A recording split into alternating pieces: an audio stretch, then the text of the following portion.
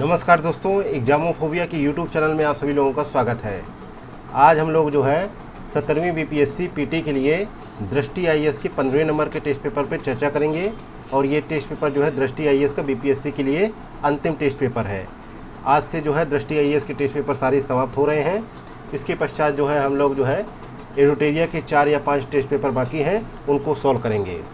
तो चलिए शुरू करते हैं। आज जो है टेस्ट नंबर 15 है, क्वेश्चन नंबर 1 के साथ। क्वेश्चन नंबर पहला है, हाल ही में अरुणाचल प्रदेश में बिहू कुह महोत्सव निम्नलिखित में से किस जनजाति द्वारा मनाया गया है? तो यहाँ पे करेक्ट आंसर है तांगसा जनजाति। ये ऑप्शन करेक्ट आंसर है। और तांगसा जनजाति जो है तांगसा जनजाति जो है उप जनजातियों का एक समूह है, जिनकी अपनी विशिष्ट बोली और रीति रिवाज है, जो मुख्य रूप से जो है अरुणाचल प्रदेश के चांगलांग जिले में निवास करती है। और ये बिहू कुह महोत्सव जो है अरुणाचल प्रदेश का वार्षिक कृषि उत्सव है। तो यहाँ पे ए ऑप्शन करेक्ट आंसर हो जाएगा। नेक्स्ट है क्वेश्चन नंबर दूसरा, निम्नलिखित में से किसे जो है सिपनोजा पुरस्कार 2023 से सम्मानित किया गया है? सिपनोजा पुरस्कार से जो है किसे जो है सम्मानित किया गया है? तो भारतीय मूल की प्रोफेसर है डॉक्टर जोयिता गुप्ता। उनको जो है जलवायु परिवर्तन के क्षेत्र में उत्कृष्ट कार्य करने के लिए 2023 के जो है सिपनोजा पुरस्कार से सम्मानित किया गया है, जिसे डच नोबल पुरस्कार के रूप में भी जाना जाता है। तो यहाँ पे करेक्ट आंसर है डी ऑप्शन। और इस पुरस्कार के तहत जो है उन्हें 1.5 मिलियन यूरो का वार्षिक पुरस्कार मिला है, जो वैज्ञानिक अनुसंधान और संबंधित गतिविधियों पर कार्यों के लिए दिया गया है। नेक्स्ट है क्वेश्चन नंबर तीसरा, भारतीय नौसेना द्वारा शुरू किए गए जूली लद्दाख का उद्देश्य क्या है? तो जूली लद्दाख का उद्देश्य क्या है? तो ये भारतीय नौसेना ने जो है एक व्यापक आउटरीच कार्यक्रम जूली लद्दाख शुरू किया है, जिसके माध्यम से केंद्र शासित प्रदेश लद्दाख के साथ संबंधों को सुदृढ़ किया जाएगा। और इस पहल का उद्देश्य रक्षा सेवाओं में लद्दाख के युवाओं की भागीदारी बढ़ाना, राष्ट्र निर्माण को बढ़ावा देना और जो है क्षेत्र में समुद्री मुद्दों के बारे में जागरूकता बढ़ाना इसका प्रमुख उद्देश्य है। तो यहाँ पे ए ऑप्शन करेक्ट आंसर हो जाएगा। नेक्स्ट क्वेश्चन नंबर चौथा, निम्नलिखित में से कौन सा देश 5 आइज अलायंस का हिस्सा है? पहला है ऑस्ट्रेलिया, भारत और न्यूजीलैंड। तो नीचे दिए गए कूट का प्रयोग कर सही उत्तर का चुनाव करें। तो 5 आइज अलायंस जो है एक बहुपक्षीय आसूचना साझाकरण नेटवर्क है, जिसे जो है 5 अंग्रेजी भाषी देशों Australia, Canada, New Zealand, United kingdom और संयुक्त राज्य अमेरिका की 20 से अधिक विभिन्न एजेंसियों के माध्यम से सूचनाओं का आदान प्रदान किया जाता है। और यह surveillance based and signal intelligence पर जो है आधारित है। और 5 साझेदार देश जो है अपनी अपनी जो है सूचना एजेंसियों के साथ जो है व्यापक स्तर पर जो है साझा करते हैं। तो यहाँ पे करेक्ट आंसर है सी ऑप्शन। पहला और तीसरा जो है इसके मेंबर है। नेक्स्ट है क्वेश्चन नंबर 5वां, शिक्षा मंत्रालय ने एक नई comic book let's move forward प्रस्तुत की है, जिसे विकसित किया गया है। तो इसे जो है शिक्षा मंत्रालय ने एनसीईआरटी और यूनेस्को द्वारा संयुक्त रूप से विकसित किया है इसको। तो यहाँ पे करेक्ट आंसर है ए ऑप्शन। नेक्स्ट है क्वेश्चन नंबर 6वां, निम्नलिखित में से कौन से देश क्वाड समूह का हिस्सा है?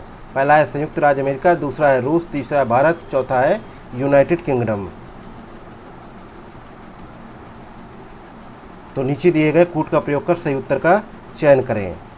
तो यहाँ पे क्वाड जो है भारत, अमेरिका, जापान और ऑस्ट्रेलिया के बीच अनौपचारिक रणनीतिक संवाद है, जिसका साझा उद्देश्य स्वतंत्र, सुगम और समृद्ध है हिंद प्रशांत क्षेत्र को सुनिश्चित करना और उसका समर्थन करना इसका प्रमुख उद्देश्य है। तो यहाँ पे देखा जाए तो करेक्ट आंसर होगा सी ऑप्शन, पहला और तीसरा। नेक्स्ट है क्वेश्चन नंबर 7वां, उत्तरी अटलांटिक संधि संगठन यानी नाटो के संदर्भ में निम्नलिखित कथनों पर विचार कीजिए। पहला कथन है, इसका गठन वर्ष 1945 में संयुक्त राष्ट्र के साथ साथ किया गया था। दूसरा कथन है कि तुर्की वर्ष 2024 में नाटो में शामिल होने वाला नवीनतम सदस्य देश है। तो उपर्युक्त कथनों में से कौन सा कथन सही है? तो नाटो के बारे में देखा जाए तो इसका गठन जो है 1949 में अमेरिका, ब्रिटेन, कनाडा और फ्रांस सहित 12 देशों द्वारा किया गया था और इसकी स्थापना संधि पर वाशिंगटन डीसी में हस्ताक्षर किए गए। इसके अलावा यूरोप और उत्तरी अमेरिका में इसके जो है 32 सदस्य हैं, जिसमें UK, America, Canada, France, Germany, Italy, Spain और तुर्की भी शामिल है। लेकिन देखा जाए तो अभी हाल ही में स्वीडन ने जो है 7 मार्च 2024 को नाटो की सदस्यता ग्रहण की है और वह नाटो में शामिल होने वाला 32वां देश बन गया है। इसके अलावा जो है 4 अप्रैल 2023 को फिनलैंड नाम के देश ने नाटो की सदस्यता ग्रहण की थी और वह 31वां देश था। और नाटो जो है वह ओपन डोर की नीति का पालन करता है और कोई भी यूरोपीय देश नाटो में शामिल होने के लिए पात्र माना गया है। इस प्रकार देखा जाए तो दोनों ही कथन गलत है, तो यहाँ पे करेक्ट आंसर होगा डी ऑप्शन। नेक्स्ट है क्वेश्चन नंबर 8वां। सिंधु जल संधि के संदर्भ में निम्नलिखित कथनों पर विचार कीजिए। पहला कथन है कि भारत और पाकिस्तान ने वर्ष 1960 में सिंधु जल संधि पर हस्ताक्षर किए थे तथा विश्व बैंक भी इस समझौते का एक हस्ताक्षर करता था। दूसरा कथन है कि 3 पूर्वी नदियां चिनाब, ब्यास और सतलुज भारत को अप्रतिबंधित उपयोग के लिए आवंटित की गई हैं। तो उपर्युक्त कथनों में से कौन सा कथन सही है? तो 8वें में देखा जाए पहला कथन सही है, दूसरा यहाँ पे गलत है, क्योंकि इनमें जो है 3 पश्चिमी नदियां हैं, सिंधु, चिनाब और झेलम। इनको जो है भारत द्वारा गैर उपभोग कृषि और घरेलू उपयोगों को छोड़कर जो है प्रतिबंधित उपयोग के लिए पाकिस्तान को आवंटित किया गया है। और 3 पूर्वी नदियां हैं जिनमें जो है रावी, ब्यास और सतलुज नदियां हैं, जिनको अप्रतिबंधित उपयोग के लिए भारत को आवंटित की गई हैं। तो इसलिए यहाँ पे जो है भारत के परिप्रेक्ष्य में देखा जाए तो 3 नदियां हैं, रावी, ब्यास और जो है सतलुज। तो यहाँ पे चिनाब नदी जो है पश्चिमी नदी है, ये जो है भारत को जो है भारत के द्वारा जो है पाकिस्तान को आवंटित की गई है, इसका जो जल है। तो यहाँ पे करेक्ट आंसर क्या होगा? पहला ऑप्शन, दूसरा गलत है। नेक्स्ट है क्वेश्चन नंबर 9वां। प्रधानमंत्री नरेंद्र मोदी ने हाल ही में निम्नलिखित में से किस राज्य में विश्व की सबसे लंबी 2 लेन वाली सेला सुरंग का उद्घाटन किया है? तो यहाँ पे 9वें में देखा जाए तो प्रधानमंत्री मोदी ने जो है अरुणाचल प्रदेश में इस सुरंग का उद्घाटन किया है और तेजपुर को जो है तवांग से जोड़ने वाली सड़क पर पश्चिम कामेंग जिले में 13,700 फीट की ऊंचाई पर यह बनाई गई है सेला सुरंग। और इस परियोजना की आधारशिला फरवरी 2019 में पीएम मोदी द्वारा रखी गई थी। तो यहाँ पे बी ऑप्शन करेक्ट आंसर है।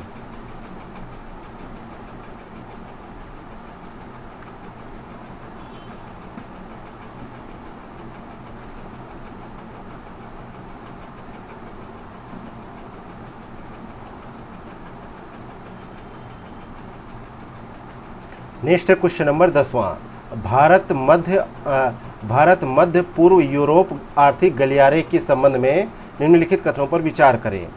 पहला कथन है कि यह भारत को पहले लाल सागर से और फिर भूमध्य सागर से सीधे यूरोप से जोड़ता है। दूसरा कथन है रेल और शिपिंग कॉरिडोर वैश्विक अवसंरचना एवं विशेष के लिए भागीदारी का हिस्सा है। तो उपर्युक्त कथनों में से कौन सा कथन सही है? तो 10वें में देखा जाए तो यहाँ पे देखा जाए तो भारत मध्य पूर्व यूरोप आर्थिक गलियारा में जो है हस्ताक्षरकर्ता देश कौन से हैं? भारत, अमेरिका, सऊदी अरब, संयुक्त अरब अमीरात, यूरोपीय संघ, इटली, फ्रांस और जर्मनी है। लेकिन जो है पूर्वी गलियारा जो है भारत को अरब की खाड़ी से जोड़ता है और उत्तरी गलियारा जो है अरब की खाड़ी को यूरोप से जोड़ता है। तो इस प्रकार यहाँ पे पहला स्टेटमेंट गलत हो जाता है, जबकि दूसरा स्टेटमेंट यहाँ पे सही है। तो बी ऑप्शन करेक्ट आंसर हो जाएगा। अगला है क्वेश्चन नंबर 11वां। मिलानो क्लेमिस द्रौपदी, जिसे हाल ही में पश्चिम बंगाल और उड़ीसा के तटों पर खोजा गया है, यह एक प्रजाति है किसकी? यह प्रजाति किसकी है? तो यह प्रजाति है समुद्री स्लग की है। ए ऑप्शन करेक्ट आंसर है। नेक्स्ट है क्वेश्चन नंबर 12वां। निम्नलिखित में से कौन सा कथन रुपए के अंतर्राष्ट्रीयकरण की अवधारणा को सटीकता से परिभाषित करता है? तो यहाँ पे 12 में देखा जाए तो करेक्ट आंसर है, यह एक प्रक्रिया है जिसमें सीमापार लेन देन में स्थानीय मुद्रा का उपयोग जो है बढ़ाना शामिल है। तो यहाँ पे जो है करेक्ट आंसर है डी ऑप्शन। नेक्स्ट है क्वेश्चन नंबर 13वां, यूवी चोल ऐश को विश्व स्वास्थ्य संगठन से पूर्व अर्हता प्राप्त हुई है। यह एक नवीन ओरल वैक्सीन है। किसके लिए? ये जो है वैक्सीन है हैजा के लिए। ये ऑप्शन करेक्ट आंसर हो जाएगा। नेक्स्ट है क्वेश्चन नंबर 14, अभ्यास होपेक्स भारत और निम्नलिखित में से किस राष्ट्र के मध्य आयोजित किया जाता है? तो यहाँ पे देखा जाए तो 14 का करेक्ट आंसर है, ये जो है मिस्र के मध्य जो है आयोजित किया जाता है। सी ऑप्शन यहाँ पे करेक्ट आंसर है। नेक्स्ट है क्वेश्चन नंबर 15 है। 15 नंबर क्वेश्चन है, सतत विकास सूचकांक वर्ष 2024 में भारत का स्थान क्या है? तो इसमें भारत का स्थान जो है 109वां है और भारत ने जो है 64.0 का स्कोर किया है इसमें। नेक्स्ट क्वेश्चन नंबर 16 है, हाल ही में शुरू की गई उन्नति योजना का उद्देश्य क्या है? तो इसका उद्देश्य जो है पूर्वोत्तर क्षेत्र में उद्योगों का विकास एवं रोजगार के अवसर सृजित करना इसका प्रमुख उद्देश्य है। तो यहाँ पे डी ऑप्शन करेक्ट आंसर हो जाएगा। नेक्स्ट क्वेश्चन नंबर 17, हाल ही में जन समाचारों में रहा नागास्त्र वन क्या है? तो ये जो है भारत का पहला स्वदेशी आत्मघाती ड्रोन है। ये ऑप्शन करेक्ट आंसर है और इसका निर्माण जो है सोलर इंडस्ट्रीज नागपुर द्वारा किया गया है। इसे दुश्मन के प्रशिक्षण शिविरों, लॉन्च पैड और घुसपैठियों पर हमला करने और इस तरह सैनिकों के लिए जोखिम कम करने के लिए डिजाइन किया गया है। नेक्स्ट क्वेश्चन नंबर 18 है, नासा के अंतरिक्ष यात्री सुनीता विलियम्स और बेरी विलमोर किस अंतरिक्ष यान पर उड़ान भर रहे थे जब वे हीलियम रिसाव और कई थ्रस्टर विफलताओं के कारण अंतरिक्ष में फंस गए थे? तो यहाँ पे 18 का करेक्ट आंसर है A option, Boeing CST-100 Starliner. ये ऑप्शन यहाँ पे करेक्ट आंसर है। नेक्स्ट है क्वेश्चन नंबर 19, निम्नलिखित में से कौन सा देश वैश्विक शांति सूचकांक में शीर्ष पायदान पर है?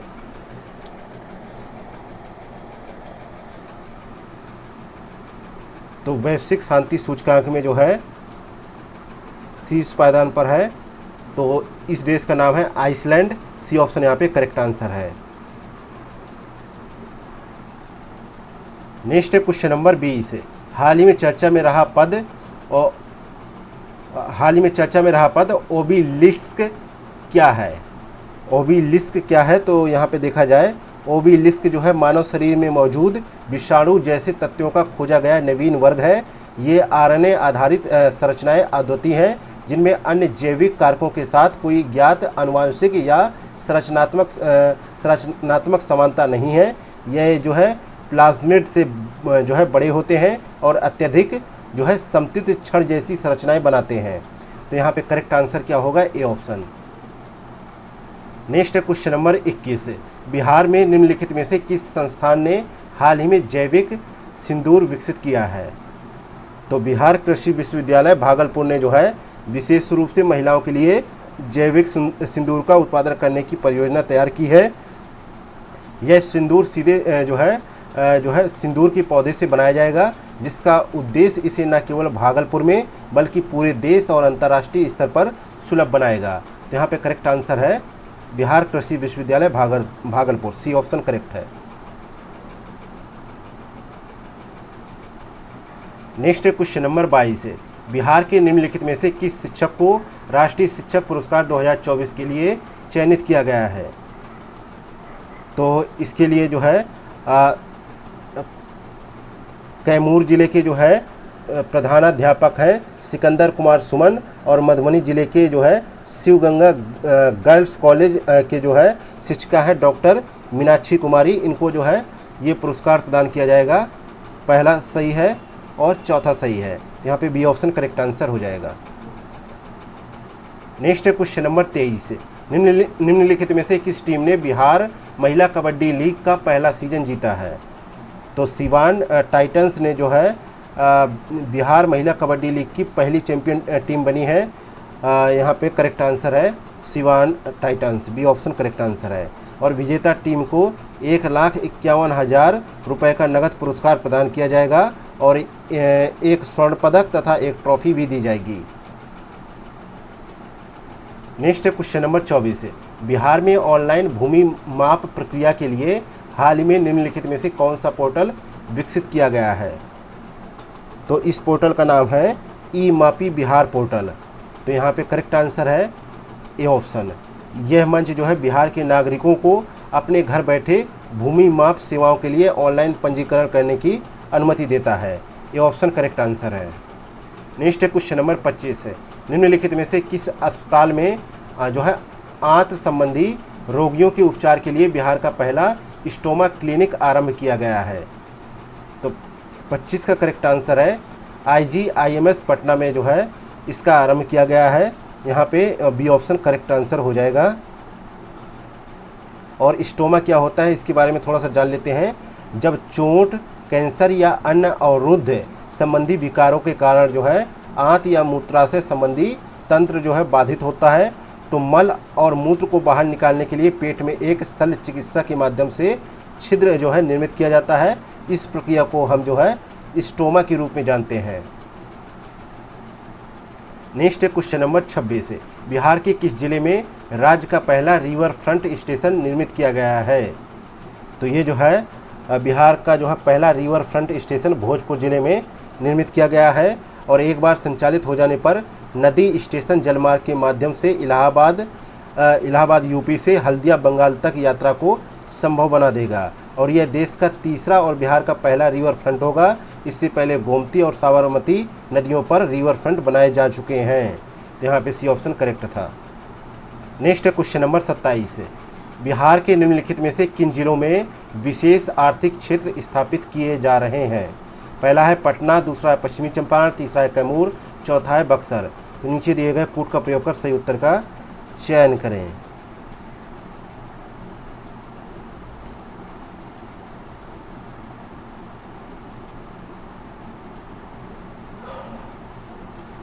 तो यहाँ पे देखा जाए तो 31 जिलों में नए औद्योगिक क्षेत्र विकसित किए जा रहे हैं बिहार में और पश्चिम चंपारण एवं बक्सर के लिए जो है विशेष आर्थिक क्षेत्र की योजना बनाई गई है। पश्चिमी चंपारण और बक्सर के लिए दूसरा चौथा सही है, तो डी ऑप्शन करेक्ट आंसर हो जाएगा।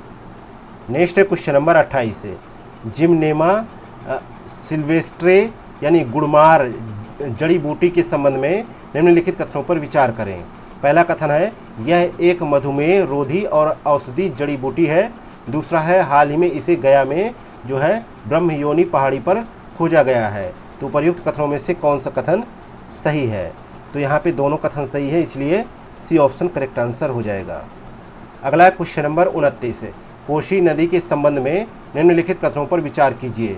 पहला कथन है यह एक सीमा पारी नदी है जो तिब्बत, नेपाल और भारत से होकर प्रवाहित होती है। दूसरा कथन है यह भारत में सर्वाधिक मात्रा में गाद और रेत लाती है। तो उपर्युक्त कथनों में से कौन सा कथन सही है?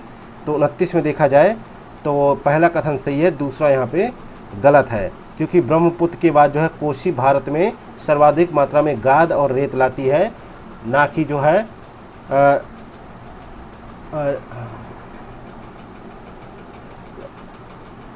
जबकि यहाँ पे कोसी नदी का ही उल्लेख किया गया है, लेकिन यहाँ पे ब्रह्मपुत्र नदी होना चाहिए था, इसलिए दूसरा स्टेटमेंट गलत है, पहला सही है। तो ए ऑप्शन करेक्ट आंसर हो जाएगा। नेक्स्ट है क्वेश्चन नंबर 23 है, बिहार के निम्नलिखित में से किस मेले को वर्ष 2023 के लिए उभरते सर्वश्रेष्ठ महोत्सव गंतव्य का पुरस्कार मिला है? तो यहाँ पे 30 का करेक्ट आंसर क्या है? 30 का करेक्ट आंसर होगा बी ऑप्शन सोनपुर मेला को। बी ऑप्शन करेक्ट आंसर है।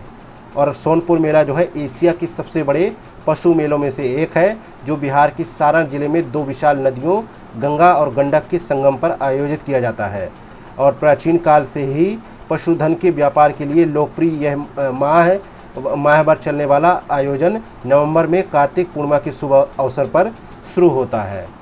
नेक्स्ट क्वेश्चन नंबर 31 है, अक्सर खबरों में आने वाला एथिलीन ग्लाइकोल निम्नलिखित में से किस में पाया जाता है? तो 31 का करेक्ट आंसर है क्या होगा, जो है हाइड्रोलिक तरल पदार्थ में, मुद्रण स्याही में, पेंट में भी। तो यहाँ पे डी ऑप्शन करेक्ट हो जाएगा, सभी में पाया जाता है। नेक्स्ट क्वेश्चन नंबर 32 है, नेक्स्ट जनरेशन लॉन्च व्हीकल के बारे में निम्नलिखित कथनों पर विचार करें। पहला कथन है, इसे पोलर सैटेलाइट लॉन्च व्हीकल के स्थान पर उपयोग हेतु विकसित किया जा रहा है। दूसरा कथन है, इसमें ईंधन के रूप में तरल हाइड्रोजन के साथ अर्ध क्रायोजेनिक प्राणोदन की सुविधा होगी। तो उपर्युक्त कथनों में से कौन सा कथन सही है? तो यहाँ पे जो है 32 का करेक्ट आंसर है ए ऑप्शन, बी ऑप्शन यहाँ पे गलत है, तो ए ऑप्शन यहाँ पे करेक्ट आंसर हो जाएगा। नेक्स्ट क्वेश्चन नंबर 33 है, निम्नलिखित में से किस अंतरिक्ष संगठन ने चंद्रमा के परीक्षण के लिए स्मार्ट लैंडर लॉन्च किया है? तो 33 का राइट आंसर क्या है? D option, Japan aerospace exploration agency ने जो है इसको लॉन्च किया है। डी ऑप्शन करेक्ट आंसर है। नेक्स्ट क्वेश्चन नंबर 34 है, क्षुद्र ग्रह डिंकीनेस के बारे में निम्नलिखित कथनों पर विचार कीजिए। पहला कथन है, ये मंगल एवं बृहस्पति के बीच मुख्य क्षुद्र ग्रह बेल्ट में स्थित है। दूसरा है, नासा के लूसी अंतरिक्ष यान द्वारा पता लगाया गया है कि जो है डिंकीनीस का एक सेलम नामक चंद्रमा है। तो उपर्युक्त कथनों में से कौन सा कथन सही है? तो 34 में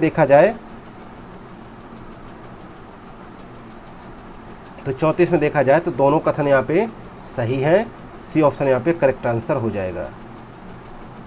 नेक्स्ट है क्वेश्चन नंबर 35 है, लाइट कॉम्बैट हेलीकॉप्टर प्रचंड के बारे में निम्नलिखित कथनों पर विचार कीजिए।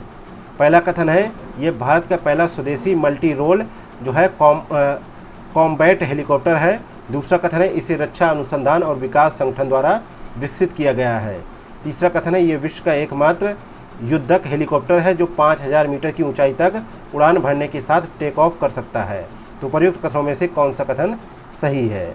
तो 35 में देखा जाए तो पहला सही है और तीसरा सही है, दूसरा यहाँ पे गलत है, तो डी ऑप्शन करेक्ट आंसर हो जाएगा।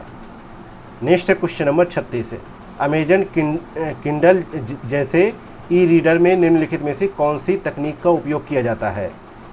तो यहाँ पे करेक्ट आंसर है जो है इलेक्ट्रॉनिक इंक का प्रयोग किया जाता है। सी ऑप्शन करेक्ट आंसर हो जाएगा। नेक्स्ट है क्वेश्चन नंबर 37 है, डीप फेक निर्मित करने हेतु निम्नलिखित में से कौन सी विधि समान है? तो यहाँ पे जो है 37 का करेक्ट आंसर है जनरेटिव एडवर्स रियल नेटवर्क जो है इसके लिए एक विधि है जिसका उपयोग किया जाता है। नेक्स्ट क्वेश्चन नंबर 38 है, ई सिगरेट में इस्तेमाल होने वाले तरल पदार्थ में आमतौर पर निम्नलिखित में से कौन सा घटक पाया जाता है? पहला है निकोटीन, दूसरा है ग्लिसरीन, तीसरा है टार, चौथा है कार्बन मोनोक्साइड। तो नीचे दिए गए कूट का प्रयोग कर सही उत्तर का चयन करें। तो 38 में देखा जाए, ई सिगरेट जो है बैटरी से चालित उपकरण है जो एक तरल को गर्म करके एरोसोल में बदलते हैं जिसे उपयोगकर्ता सांस द्वारा लेता और छोड़ता है। और ई सिगरेट एक ऐसा उपकरण है जिसके द्वारा धूम्रपान की बजाय वाष्प के रूप में निकोटीन को सांस द्वारा ग्रहण किया जाता है। इसके अलावा जो है ई सिगरेट में जो है तंबाकू का दहन नहीं होता है और ना ही इसमें जो है टार या कार्बन मोनोक्साइड का उत्पादन होता है जो तंबाकू के धुएं में सबसे हानिकारक तत्वों में से एक है। इसमें एक तरल को गर्म किया जाता है जिसमें आमतौर पर निकोटीन, प्रोपलीन, ग्लाइकोल, ग्लिसरीन और फ्लेवरिंग तथा अन्य रसायन पाए जाते हैं। तो यहाँ पे निकोटीन और ग्लिसरीन पाए जाते हैं, तो ए ऑप्शन करेक्ट आंसर हो जाएगा। नेक्स्ट है क्वेश्चन नंबर 39 है, आनुवांशिक रूप से समान जीव के लिए क्लोनिंग में निम्नलिखित में से कौन सी विधि प्रयुक्त की जाती है? तो 39 का करेक्ट आंसर क्या होगा? जो है 39 का करेक्ट आंसर होगा B option, somatic cell nuclear transfer का उपयोग किया जाता है। बी ऑप्शन करेक्ट आंसर है। नेक्स्ट है क्वेश्चन नंबर 40 है, अति चालकता के बारे में निम्नलिखित कथनों पर विचार करें। पहला कथन है, यह एक ऐसी स्थिति को संदर्भित करता है जहां कोई पदार्थ बिना किसी जो है प्रतिरोध के जो है विद्युत का प्रवाह कर सकता है। दूसरा कथन है, अति चालक का उपयोग चुंबकीय अनुनाद इमेजिंग मशीनों में किया जाता है। तीसरा कथन है, अति चालकता की घटना कमरे के तापमान पर सभी पदार्थों में होती है। तो उपर्युक्त कथनों में से कौन सा कथन सही है? तो एक तो पहला कथन सही है और जो है दूसरा कथन भी सही है, तीसरा यहाँ पे गलत है, तो ए ऑप्शन करेक्ट आंसर हो जाएगा। नेक्स्ट है क्वेश्चन नंबर 41 है, निम्नलिखित में से कौन सी जीएम फसल विकासशील देशों में विटामिन ए की कमी को दूर करने के लिए विकसित की गई थी? तो 41 का करेक्ट आंसर है golden rice, B option correct answer है। जीएम फसलों के रूप में विटामिन ए की कमी को दूर करने के लिए जो है गोल्डन राइस का जो है को विकसित किया गया था, बी ऑप्शन करेक्ट आंसर है। और गोल्डन राइस को जो है विटामिन ए के लिए अग्रणी बीटा कैरोटीन के उच्च स्तर का उत्पादन करने हेतु संशोधित किया जाता है। इस संशोधन का उद्देश्य विटामिन ए की कमी को दूर करना, जो कि कई विकासशील देशों में एक प्रमुख सार्वजनिक स्वास्थ्य के लिए चिंता का विषय था। नेक्स्ट है क्वेश्चन नंबर 42 है, सिमसिंग क्या है? तो सिमसिंग क्या है?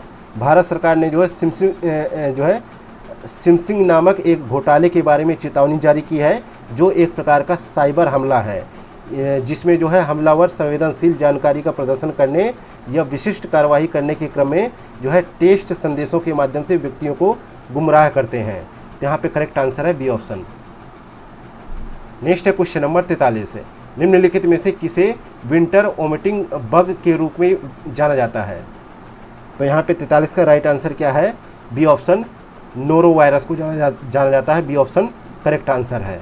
नोरो वायरस को जो है विंटर वोमिटिंग बग के रूप में जाना जाता है, जो विशेष रूप से सर्दियों के महीनों के दौरान उल्टी और दस्त जैसे लक्षणों के साथ जो है व्यक्ति को प्रभावित करते हैं। नेक्स्ट क्वेश्चन नंबर 44 है, ब्रह्मोस मिसाइल के बारे में निम्नलिखित कथनों पर विचार करें। पहला कथन है, यह एक सुपरसोनिक क्रूज मिसाइल है जिसका नाम ब्रह्मपुत्र और मोस्कवा नदियों के नाम पर रखा गया है।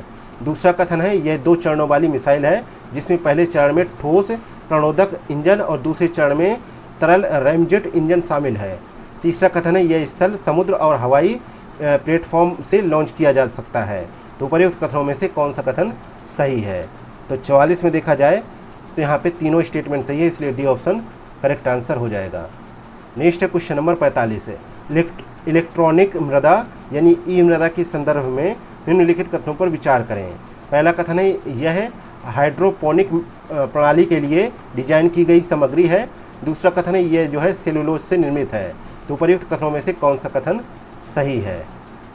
तो 45 में देखा जाए तो दोनों कथन सही है, इसलिए यहाँ पे सी ऑप्शन करेक्ट आंसर हो जाएगा।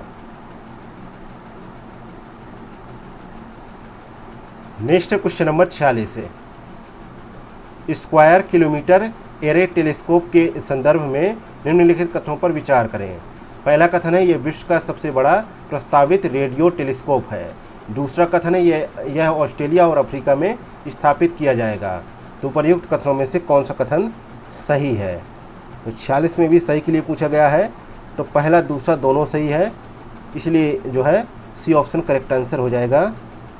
और इसे जो है स्क्वायर किलोमीटर एरे ऑब्जर्वेटरी द्वारा विकसित किया जा रहा है, जो एक अंतर सरकारी संगठन है जिसका मुख्यालय यूके में है।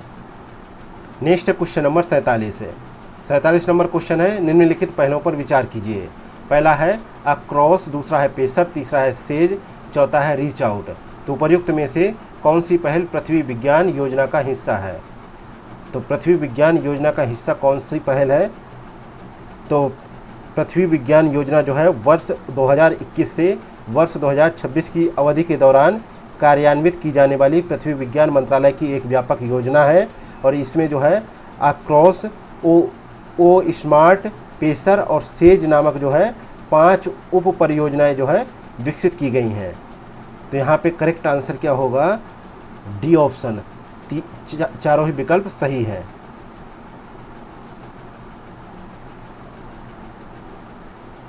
नेक्स्ट क्वेश्चन नंबर 48 है, जोसुर बल्पिन, जिसे हाल ही में एंटीबायोटिक दवाओं के संभावित नए वर्ग के रूप में प्रस्तुत किया गया है, तो उसका उद्देश्य किस जीवाणु के कारण होने वाले संक्रमण का इलाज करना है? तो यहाँ पे 48 का करेक्ट आंसर है जो है एसिनेटोबैक्टर बाउमनी नामक जो है जीवाणु के कारण होने वाले संक्रमण का इलाज करना इसका प्रमुख उद्देश्य है। अगला है क्वेश्चन नंबर 49 है, भारत का पहला ग्राफीन इनोवेशन सेंटर निम्नलिखित में से किस राज्य में विकसित किया जाएगा?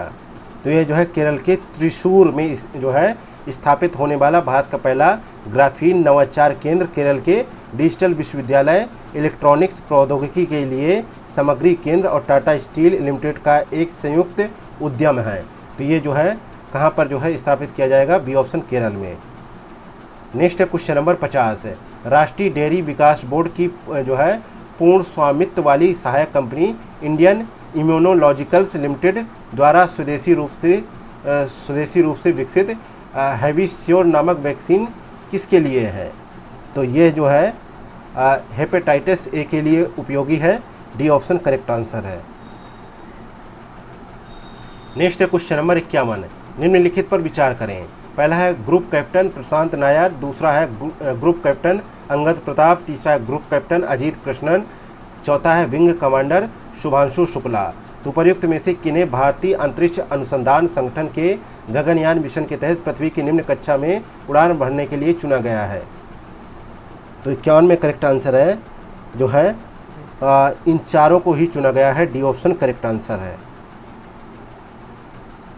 नेक्स्ट है क्वेश्चन नंबर 52, हाल ही में खबरों में रहा ग्रेप्स 3 प्रयोग निम्नलिखित में से किससे संबंधित है? तो इसका प्रयोग जो है भारत के ऊटी में स्थित और टाटा इंस्टीट्यूट ऑफ जो है फंडामेंटल रिसर्च द्वारा जो है संचालित ग्रेप्स 3 का प्रयोग कॉस्मिक किरण प्रोटॉन के अध्ययन के पर जो है ध्यान केंद्रित करेगा। और इसके तहत हाल ही में जो है कॉस्मिक रे प्रोटॉन स्पेक्ट्रम में लगभग 166 टेरा इलेक्ट्रॉन वोल्ट ऊर्जा से संबंधित एक नई विशेषता की खोज की गई है। तो यहाँ पे करेक्ट आंसर क्या है? डी ऑप्शन, कॉस्मिक किरण प्रोटॉन का अध्ययन करने के लिए। नेक्स्ट है question number 53, CE-20 cryogenic engine के संदर्भ में निम्नलिखित कथनों पर विचार करें। पहला कथन है कि इसका उपयोग आदित्य L1 मिशन के लिए PSLV C-58 लॉन्च व्हीकल के ऊपरी चरण को जो है शक्ति प्रदान करने के लिए किया गया है। दूसरा कथन है इसे इसरो की सहायक कंपनी लिक्विड जो है प्रोपल्सन सिस्टम सेंटर द्वारा डिजाइन और विकसित किया गया है। तो उपर्युक्त कथनों में से कौन सा कथन सही है? तो 53 में देखा जाए तो पहला कथन गलत है, दूसरा सही है। पहला इसलिए गलत है क्योंकि जो है इसका उपयोग चंद्रयान 3 मिशन के लिए LVM-3 लॉन्च व्हीकल के क्रायोजेनिक अपर स्टेज को शक्ति प्रदान करने के लिए किया गया है। और दूसरा स्टेटमेंट यहाँ पे सही है, तो बी ऑप्शन करेक्ट आंसर हो जाएगा। अगला है क्वेश्चन नंबर 54, अंतरण मूल्य निर्धारण से क्या तात्पर्य है? तो अंतरण मूल्य से तात्पर्य उन कंपनियों के बीच वस्तुओं और सेवाओं के मूल्य निर्धारण से है जो एक ही नियंत्रण में है। उदाहरण के लिए जब कोई सहायक कंपनी अपने मूल कंपनी या सहयोगी कंपनी को सामान बेचती है या सेवाएं प्रदान करती हैं तो ली जाने वाली राशि को अंतरण मूल्य कहा जाता है। तो यहाँ पे करेक्ट आंसर क्या होगा? B option. नेक्स्ट है क्वेश्चन नंबर 55, चक्रीय अर्थव्यवस्था से क्या तात्पर्य है? तो चक्रीय अर्थव्यवस्था से तात्पर्य एक जो है परिपत्र अर्थव्यवस्था या औद्योगिक प्रणाली से है जिसे इसकी प्रकृति द्वारा जो है पुनर्योजी होने के लिए डिजाइन किया गया है। तो यहाँ पे करेक्ट आंसर है ए ऑप्शन। नेक्स्ट है क्वेश्चन नंबर 56, लाफर वक्र के बीच संबंध को प्रदर्शित करता है। तो लाफर वक्र जो है यह कराधान की संभावित दरों और सरकारी राजस्व के जो है परिणामी स्तरों के बीच संबंधों का एक ग्राफिकल रूप प्रदर्शित करता है। तो इसमें कहा जा सकता है कि यह जो है कर दर और कर राजस्व के बीच जो है संबंध को प्रदर्शित करता है। नेक्स्ट है क्वेश्चन नंबर 57, भारतीय प्रतिभूति विनिमय बोर्ड को किस वर्ष जो है संविधिक दर्जा प्रदान किया गया है? तो 1992 में जो है इसको जो है संविधिक दर्जा प्रदान किया गया है। तो यहाँ पे बी ऑप्शन करेक्ट आंसर है। नेक्स्ट है क्वेश्चन नंबर 58, निम्नलिखित में से किसे पूर्व मुद्रास्फीति के रूप में परिभाषित किया गया है? तो 58 का करेक्ट आंसर है सी ऑप्शन, मुद्रास्फीति, जिसमें जो है अस्थायी मूल्य अस्थिरता शामिल नहीं है। सी ऑप्शन करेक्ट आंसर है।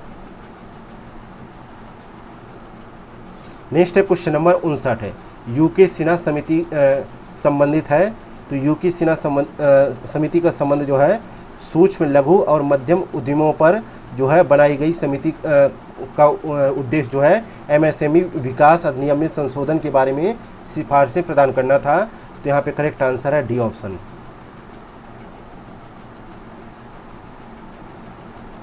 नेक्स्ट क्वेश्चन नंबर 60 है, निम्नलिखित कथनों पर विचार करें।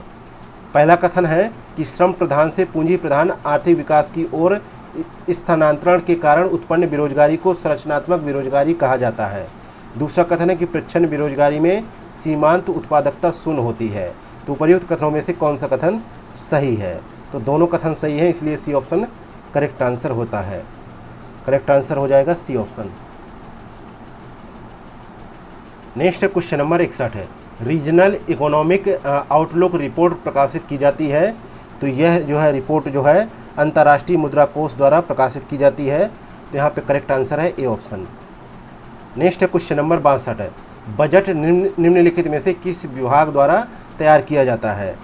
तो 62 में करेक्ट आंसर है केंद्रीय वित्त मंत्रालय के अंतर्गत आने वाले आर्थिक मामलों के विभाग का बजट प्रभाग केंद्रीय बजट तैयार करने के लिए जिम्मेदार है। तो यहाँ पे करेक्ट आंसर है आर्थिक मामलों का विभाग, सी ऑप्शन करेक्ट आंसर है। नेक्स्ट क्वेश्चन नंबर 63 है, वह स्थिति जब विस्तारवादी मौद्रिक नीति ब्याज दर में वृद्धि नहीं करती उसे क्या कहते हैं? तो यहाँ पे 63 का करेक्ट आंसर है बी ऑप्शन, लिक्विडिटी ट्रैप कहा जाता है, बी ऑप्शन करेक्ट आंसर है। नेक्स्ट क्वेश्चन नंबर 64 है, महामाया प्रसाद सिन्हा के बारे में निम्नलिखित कथनों पर विचार कीजिए। पहला कथन है वे बिहार के पहले गैर कांग्रेसी मुख्यमंत्री थे। दूसरा कथन है वे कृषक मजदूर प्रजा पार्टी के एकमात्र विधायक रहते हुए मुख्यमंत्री बने। तो प्रयुक्त कथनों में से कौन सा कथन सही है? तो यहाँ पे 64 में देखा जाए तो करेक्ट आंसर है पहला दूसरा दोनों सही है, इसलिए सी ऑप्शन करेक्ट आंसर है। क्योंकि जो है स्वतंत्रता के बाद जो है बिहार में लगातार कांग्रेस की ही सरकार बनती रही, लेकिन 1969 में जो है देखा जाए पहली बार राज्य में कांग्रेस की सरकार की जगह गठबंधन की सरकार बनी और महामाया प्रसाद सिन्हा पहले गैर कांग्रेसी मुख्यमंत्री बने। तो इस प्रकार यहाँ पे पहला स्टेटमेंट सही है। और दूसरा स्टेटमेंट के बारे में बात किया जाए तो उनके मुख्यमंत्री बनने की कहानी भी काफ़ी दिलचस्प है, क्योंकि वे अपनी पार्टी कृषक मजदूर प्रजा पार्टी के एकमात्र विधायक होने के बावजूद मुख्यमंत्री बने थे। हालांकि उनकी गठबंधन सरकार 1 साल के भीतर ही गिर गई थी। नेक्स्ट है क्वेश्चन नंबर 65 है, बिहार राज्य आपदा प्रबंधन प्राधिकरण का गठन किस वर्ष किया गया था? तो जो है 2007 में किया गया, बी ऑप्शन करेक्ट आंसर है। और इसका अध्यक्ष मुख्यमंत्री होता है और इसका एक सदस्य को जो है उपाध्यक्ष के रूप में नामित किया जाता है। नेक्स्ट क्वेश्चन नंबर 66 है, बिहार के निम्नलिखित में से किस जिले में उदयपुर वन्यजीव अभयारण्य स्थित है? तो उदयपुर वन्यजीव अभयारण्य जो है बिहार के पश्चिमी चंपारण जिले में स्थित है और 1978 में इसको स्थापित किया गया था। और इसका जो है क्षेत्रफल है 8.74 वर्ग किलोमीटर क्षेत्रफल में ये जो है विस्तारित है। यहाँ पे सी ऑप्शन करेक्ट आंसर हो जाएगा। नेक्स्ट क्वेश्चन नंबर 67 है, मंजूषा चित्रकला के बारे में निम्नलिखित कथनों पर विचार कीजिए। पहला कथन है कि यह भोजपुरी क्षेत्र की लोक कला है। दूसरा कथन है इसे भारतीय इतिहास का एकमात्र कला के रूप में जाना जाता है जो एक कहानी को क्रमबद्ध तरीके से प्रस्तुत करता है, जिसे चित्रण की एक श्रृंखला के माध्यम से प्रदर्शित किया जाता है। तीसरा है इसे सर्प चित्रकला के नाम से भी जाना जाता है। तो सही कथन का यहाँ पे चुनाव करना है। तो 67 में देखा जाए पहला कथन यहाँ पे गलत है। पहला कथन यहाँ पे गलत है क्योंकि मंजूषा पेंटिंग, जिसे जो है स्क्रॉल पेंटिंग भी कहा जाता है, अंग प्रदेश भागलपुर बिहार की एक जो है लोकप्रिय कला है। तो यहाँ पे पहला कथन गलत हो जाएगा। और दूसरा कथन के बारे में बात की जाए तो दूसरा सही है और तीसरा भी यहाँ पे सही है। और मंजूषा कला के पात्रों को अंग्रेजी अक्षर एक्स के रूप में व्यक्त किया जाता है। तो यहाँ पे दूसरा तीसरा सही है, तो सी ऑप्शन राइट आंसर हो जाएगा। नेक्स्ट क्वेश्चन नंबर 68 है, किस शासक के शासनकाल में द्वितीय बौद्ध संगीति आयोजित हुई थी? तो 68 का राइट आंसर क्या है? द्वितीय बौद्ध संगीति जो है 383 ईसा पूर्व में वैशाली में आयोजित हुई थी और इसके अध्यक्ष थे सपकामी और शासक थे कालाशोक। यहाँ पे करेक्ट आंसर है C option. Next question number 69 है, आर्द्रता के संबंध में निम्नलिखित कथनों पर विचार करें। पहला कथन है कि वायु की जलवाष्प धारण करने की क्षमता पूरी तरह से तापमान पर निर्भर करती है। दूसरा कथन है कि सापेक्षिक आर्द्रता महाद्वीपों पर अधिक तथा महासागरों पर कम होती है। तो उपयुक्त कथनों में से कौन सा कथन सही है? तो पहला कथन सही है, दूसरा कथन यहाँ पे गलत है, क्योंकि जो है महासागरों के ऊपर अधिक और महाद्वीपों के ऊपर कम जो है होती है इसकी जो है आर्द्रता। तो यहाँ पे दूसरा गलत है, तो ए ऑप्शन करेक्ट हो जाएगा, पहला सही है। नेक्स्ट है क्वेश्चन नंबर 70 जो है कांगलोमरेट और चाक उदाहरण है। तो ये जो है अवसादी चट्टानों के उदाहरण है, बी ऑप्शन करेक्ट आंसर हो जाएगा।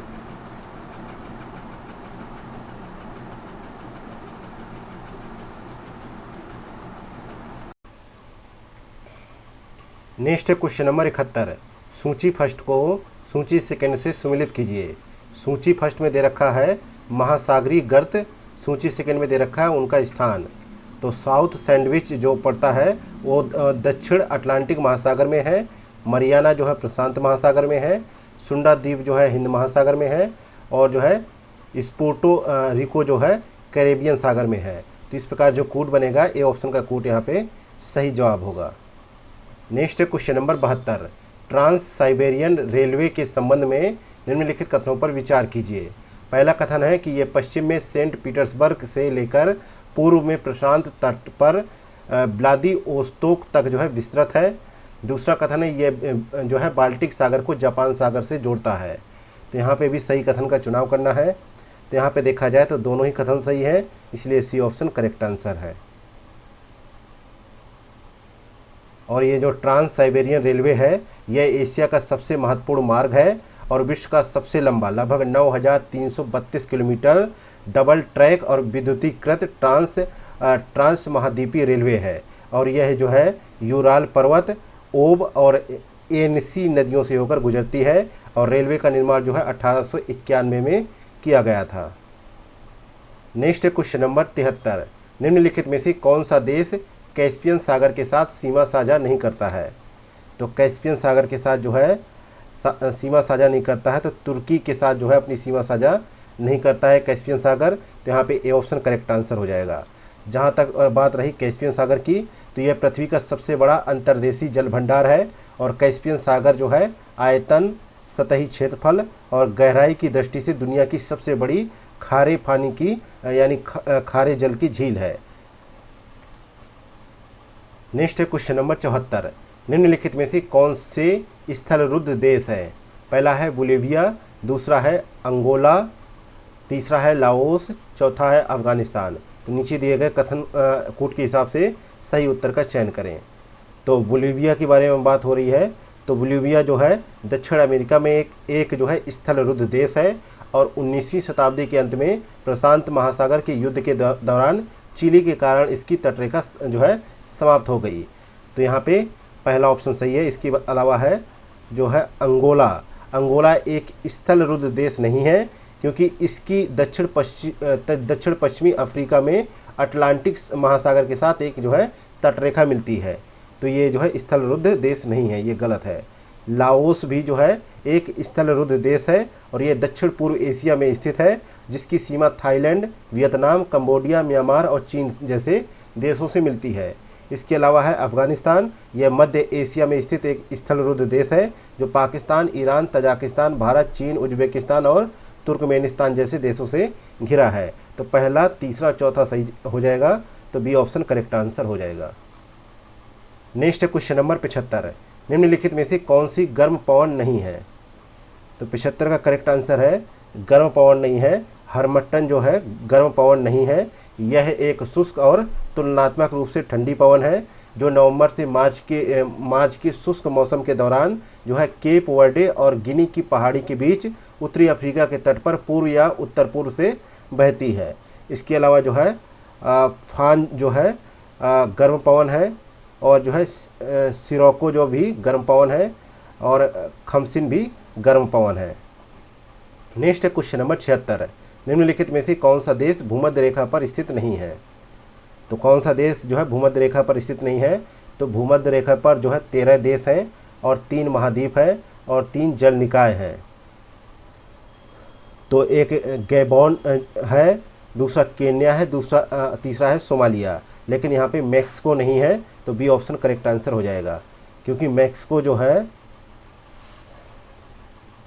जो है कहाँ पर है, अमेरिकी देश है।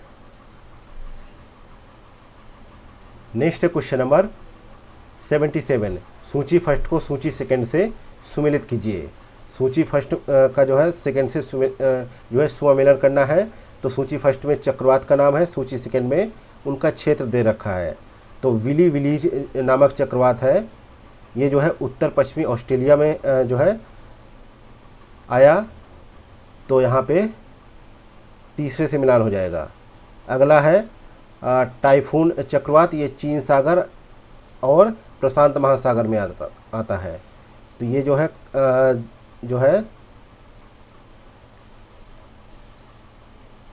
ये जो है पहले से मिल जाएगा। अगला है टोर्नेडो चक्रवात, ये पश्चिमी अफ्रीका और दक्षिणी अमेरिका की गिनी भूमि पर आता है। तो इसका मिलान दूसरे से हो जाएगा। डी ऑप्शन में है बागुइयो चक्रवात, ये आता है फिलीपींस में। तो इसका मिलान जो है चौथे से हो जाएगा। तो डी ऑप्शन यहाँ पे करेक्ट आंसर हो जाएगा। नेक्स्ट क्वेश्चन नंबर 78, निम्नलिखित में से कौन सा देश जो है हॉर्न ऑफ अफ्रीका के आसपास स्थित है? पहला है जिबूती, दूसरा है इथियोपिया, तीसरा है सूडान, चौथा है मिस्र। तो नीचे दिए गए कूट का प्रयोग कर सही उत्तर का चुनाव करें। तो देखा जाए तो हॉर्न अफ्रीका के बारे में बात हो रही है। तो यह जो है पूर्वोत्तर अफ्रीका में एक प्रायद्वीप है। यह अफ्रीकी मुख्य भूमि के सबसे पूर्वी भाग में स्थित है। यह दुनिया का सबसे बड़ा प्रायद्वीप है और यह लाल सागर की जो है दक्षिणी सीमा पर स्थित है तथा जो है गार्डाफुई चौनल, अदन की खाड़ी और हिंद महासागर में सैकड़ों किलोमीटर तक ये विस्तृत है और ये विषुवत रेखा और कर्क रेखा से समान दूरी पर है। और इसके अलावा यह जो है जिबूती और इथियोपिया के आसपास स्थित है। तो यहाँ पे करेक्ट आंसर है जिबूती, इरिट्रिया, इथियोपिया और सोमालिया देश इसके आसपास के क्षेत्र में स्थित है। तो यहाँ पे जो है दो नामों का जिक्र है, तो इसलिए यहाँ पे ए ऑप्शन करेक्ट आंसर हो जाएगा। नेक्स्ट क्वेश्चन नंबर 79, जल भंडारण क्षमता के आधार पर निम्नलिखित में से कौन सा विश्व का सबसे बड़ा बांध है? तो सबसे बड़ा बांध है करीबा बांध, ए ऑप्शन करेक्ट आंसर है। यह जो है जिम्बाब्वे में है और यह जो है पूर्व करीबा गॉर्ज पर स्थित है। यह बांध जो है करीबा झील का निर्माण करता है। नेक्स्ट क्वेश्चन नंबर 80, अभिकथन ए दे रखा है, भूकंप के दौरान उत्पन्न तरंगे घुमावदार पथों पर चलते हुए सभी दिशाओं में फैलती हैं। कारण आर है कि पृथ्वी की सतह से कोर तक घनत्व में परिवर्तन से पथों की वक्रता प्रभावित नहीं होती है। तो सही कथन का चुनाव करना है। तो यहाँ पे 80 में देखा जाए तो अभिकथन तो सही है परंतु इसका कारण गलत है, तो इसलिए डी ऑप्शन करेक्ट आंसर हो जाएगा। नेक्स्ट क्वेश्चन नंबर 81, राष्ट्रीय क्षेत्राधिकार से परे जैव विविधता समझौते के संदर्भ में निम्नलिखित कथनों पर विचार करें। पहला कथन है, यह राष्ट्रीय क्षेत्राधिकार से परे क्षेत्रों की समुद्री जैव विविधता के संरक्षण और सतत उपयोग पर एक अंतर्राष्ट्रीय समझौता है। दूसरा, यह जैव विविधता पर अभिसमय के अंतर्गत आता है। तो उपयुक्त कथनों में से कौन सा कथन सही है? तो 81 में देखा जाए तो यहाँ पे पहला कथन सही है, दूसरा गलत है। तो ए ऑप्शन करेक्ट आंसर हो जाएगा। नेक्स्ट क्वेश्चन नंबर 82, निम्नलिखित में से कौन सा देश अंतर्राष्ट्रीय सौर गठबंधन का सौवा पूर्णकालिक सदस्य देश बन गया है? तो 82 में देखा जाए यह देश बना है कौन सा, जो है पैराग्वे गणराज्य, ए ऑप्शन करेक्ट आंसर है। नेक्स्ट क्वेश्चन नंबर 83, हाल ही में मृदा पर अंतर्राष्ट्रीय सम्मेलन कहाँ पर आयोजित किया गया था? तो यह जो है कहाँ पर, मोरक्को में आयोजित किया गया था। डी ऑप्शन करेक्ट आंसर है।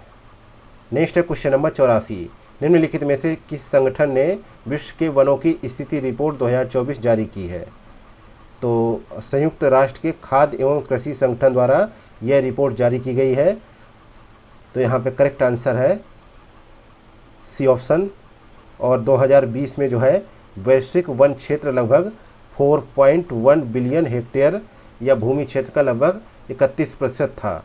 रूसी संघ, ब्राज़ील, कनाडा, संयुक्त राज्य अमेरिका और चीन में वैश्विक वन क्षेत्र का लगभग 54% हिस्सा जो है अकेले जो है इन्हीं जो है देशों में स्थित है। और जो है देखा जाए तो रिपोर्ट के अनुसार वर्ष 1990 से लेकर 2020 के बीच लगभग 420 मिलियन हेक्टेयर जंगल को अन्य भूमि उपयोगों में परिवर्तित किया जा चुका है।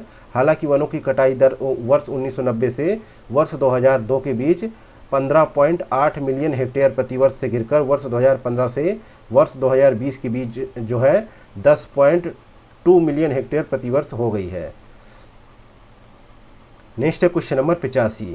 निम्नलिखित में से किस देश ने विश्व के पहले दोहरे टावर वाले सौर तापी विद्युत संयंत्र का अनावरण किया है? तो चीन ने किया है ऐसा, तो यहाँ पे बी ऑप्शन करेक्ट आंसर है। और ये जो है गासू प्रांत में स्थित इस संयंत्र में 200 मीटर ऊंचे 2 टावर हैं, जिनमें से प्रत्येक के चारों ओर लगभग 30,000 जो है दर्पण लगाए गए हैं, जो सूर्य की रोशनी को टावरों पर केंद्रित करने के लिए एक दूसरे पर जो है अतिव्यापी वृत्ताकार रूप में व्यवस्थित है। नेक्स्ट है क्वेश्चन नंबर 86। सेमीकंडक्टर चिप के संदर्भ में निम्नलिखित कथनों पर विचार करें। पहला कथन है, यह एक छोटा इलेक्ट्रॉनिक उपकरण है जो अर्धचालक सामग्री आमतौर पर सिलिकॉन या जर्मेनियम से बना होता है। दूसरा कथन है, भारत वर्तमान में अपनी सेमीकंडक्टर चिप आवश्यकताओं को पूरा करने के लिए पूरी तरीके से आयात पर निर्भर है। तो उपर्युक्त कथनों में से कौन सा कथन सही है? तो दोनों ही कथन सही हैं, इसलिए सी ऑप्शन राइट आंसर है। और जो है भारत अपनी सेमीकंडक्टर आवश्यकताओं के लिए पूर्ण रूप से जो है विश्व भर द्वारा आयात जो है भारत भेजे जाने वाले आयात पर निर्भर है। और भारत को जो है चीन, ताइवान, वियतनाम और कोरिया भारत को सेमीकंडक्टर के प्रमुख जो है आपूर्तिकर्ता देश हैं। और भारत का सेमीकंडक्टर बाजार वर्ष 2026 तक लगभग $55 बिलियन तक पहुंचने का अनुमान है, जो घरेलू विनिर्माण पर इसके फोकस को दर्शाता है। Next question number 87। निम्नलिखित में से किस राज्य ने एंटीबायोटिक के अतिप्रयोग पर अंकुश लगाने के लिए ऑपरेशन अमृत शुरू किया है? तो यह जो है केरल राज्य ने शुरू किया है ऐसा, ए ऑप्शन करेक्ट है। नेक्स्ट है question number 88। Gene editing therapy Casgevy का उपयोग मुख्य रूप से निम्नलिखित में से किस रोग के उपचार के लिए किया जाता है? तो इसका उपयोग जो है किया जाता है सिकल सेल रोग और जो है थैलेसीमिया के रोग के उपचार के लिए इसका प्रयोग किया जाता है। क्योंकि अभी हाल ही में ब्रिटेन के औषधि नियामक ने जो है कैसगेवी नामक जीन थेरेपी को मंजूरी दी है, जो सिकल सेल रोग और बीटा थैलेसीमिया से पीड़ित 12 वर्ष से अधिक आयु के लोगों के उपचार के लिए निर्मित किया गया है। ये ऐतिहासिक निर्णय जो है क्रिस्पर कैस9 उपकरण का उपयोग करके जीन थेरेपी की शुरुआत को चिन्हित किया गया है, जिससे उन रोगों का जो है उपचार किया जा सकेगा जो है सिकल सेल रोग और बीटा थैलेसीमिया से जो है पीड़ित है।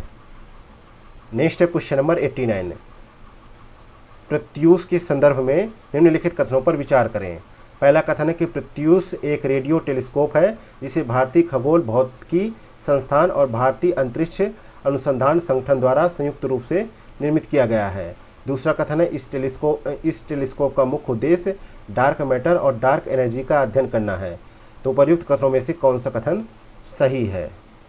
तो यहाँ पे देखा जाए 89 में, तो 89 में क्या है कि जो है दोनों ही कथन यहाँ पे गलत हैं, इसलिए डी ऑप्शन करेक्ट आंसर हो जाएगा। पहला इसलिए गलत है क्योंकि प्रत्यूष एक रेडियो टेलीस्कोप है, जिसे चंद्रमा के दूर वाले हिस्से पर स्थापित करने के लिए डिजाइन किया गया है। इसे रमन रिसर्च इंस्टीट्यूट बेंगलुरु और भारतीय अंतरिक्ष अनुसंधान संगठन ने यानी इसरो ने निर्मित किया है। तो यहाँ पे भारतीय खगोल भौतिकी संस्थान यहाँ पे गलत है, यहाँ पे रमन रिसर्च इंस्टीट्यूट होना चाहिए था।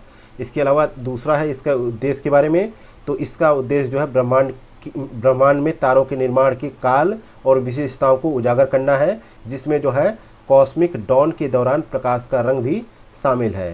तो यहाँ पे दोनों ही कथन गलत हैं, इसलिए डी ऑप्शन करेक्ट है। नेक्स्ट है क्वेश्चन नंबर 90। आनुवंशिकी में जो है पुनेट स्क्वायर के उपयोग का प्राथमिक उद्देश्य क्या है? इसका प्राथमिक उद्देश्य है जो है संतानों में विभिन्न आनुवंशिक लक्षणों की संभावना का पूर्वानुमान लगाना। ये ऑप्शन करेक्ट है। नेक्स्ट है क्वेश्चन नंबर 91। प्रायः समाचारों में दिखने वाला गेरोसाइंस किससे संबंधित है? तो 91 का करेक्ट आंसर है, यह जो है उम्र बढ़ने और उम्र से संबंधित बीमारियों के बीच संबंधों की खोज करने से जो है संबंधित है। बी ऑप्शन करेक्ट है। नेक्स्ट है question number 92। Sodium ion battery के संबंध में निम्नलिखित कथनों पर विचार कीजिए। पहला कथन है कि सोडियम आयन बैटरियां जो है रिचार्जेबल बैटरियां होती हैं जो चार्ज वाहक के रूप में सोडियम आयनों का उपयोग करती हैं। दूसरा कथन है वे लिथियम आयन बैटरियों की तुलना में सस्ती हैं। तो उपर्युक्त कथनों में से कौन सा कथन सही है?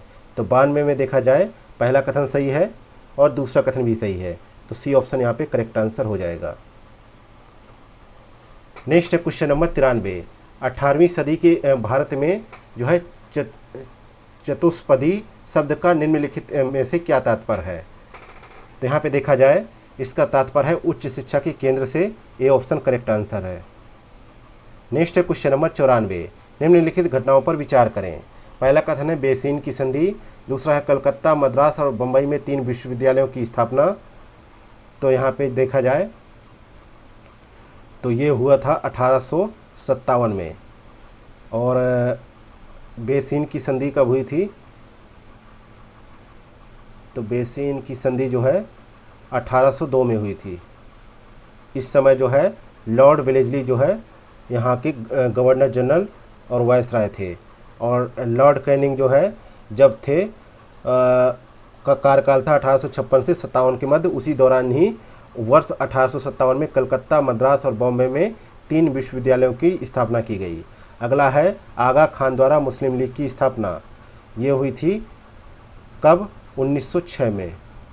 और प्राचीन स्मारक संरक्षण अधिनियम आया 1904 में। तो इस प्रकार इनके जो है कालानुक्रमिक क्रम क्या होंगे? तो यहाँ पे डी ऑप्शन करेक्ट आंसर हो जाएगा।